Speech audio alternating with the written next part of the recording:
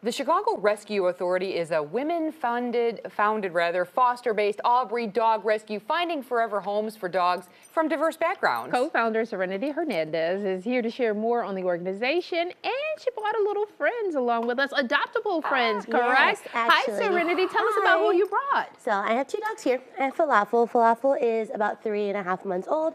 She came to us from one of our partners in Texas. We got her a week before the flood, and so she's been with us for about a month now, just looking for a forever home. She is a shepherd mix, but of course you never know. And I have Michaela here. Michaela is actually from Chicago Animal Care and Control. Obviously, she has better things to do right now. Right, she's doing her bone. She was in the shelter for about 2 months before we were able to pull her. She was very shy. They really wanted to get her out. Thankfully, we had a foster say yes, so she's been in our care for about 3 weeks now. Still looking for her forever home, but she's a little under a year. Okay, Nice. awesome. Tell us about the organization. You're one of the co-founders. Yes, so it's me and Megan.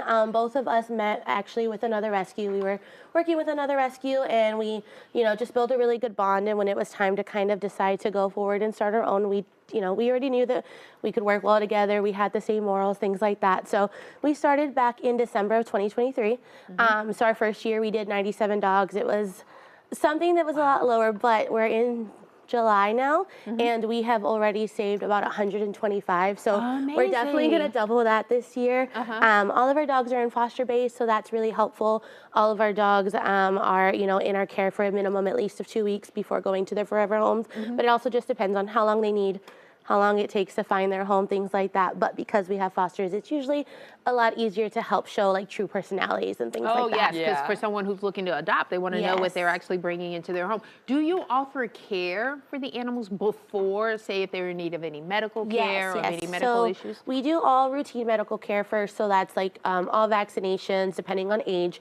We also do like spay, neuter. Some of our dogs, even depending on age, get dentals, extractions, things like that.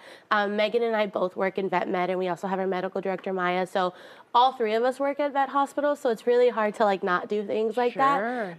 So microchip is done, anything routine medical, anything that they need. If there is like a medical case right now, we have a bulldog who needed a cystotomy, a spay, and a dental. So we definitely try to do everything that we can to make sure that they're set up for success in whatever home they go to beforehand. Wow, Falafel loves you there. Oh, she loves the microphone too. She loves the microphone. She loves to be cuddled. Loves the attention. She's adorable. So she comes from out of state, but you get dogs from out of state and from Chicago Animal Care. So we're partners with Dog is My Co-Pilot. So they actually are a nonprofit that flies dogs from certain areas that have like a higher amount of dogs, and it's harder to adopt out, and they fly them here for free.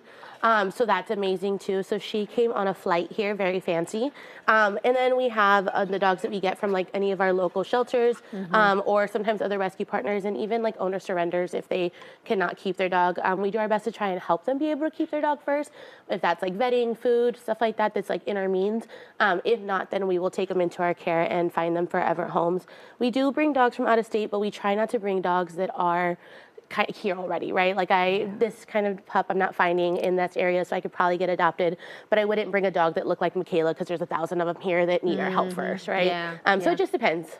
Talking about 1,000 of them that look like Michaela, I remember it was not too long ago that we saw lines of people that were surrendering animals at Chicago Animal Care and Control. And honestly, it's daily. It's not something that has stopped. If anything, it's increased, especially after 4th of July.